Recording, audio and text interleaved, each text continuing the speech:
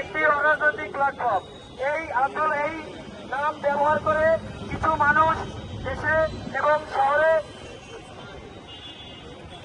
শহরে একটি চাঁদাবাজি টিম গঠন করে তাদেরকে বিভিন্ন দপ্তরে পাঠিয়ে চাঁদাবাজির ব্যবস্থা করছে এবং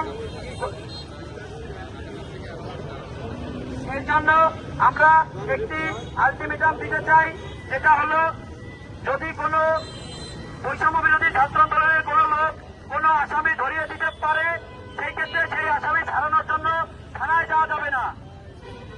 যদি সেই আসামি ছাড়ানোর জন্য থানায় গিয়ে থাকে তাহলে সেই আসামি ধরায় যাওয়ারই কোনো প্রয়োজন নাই।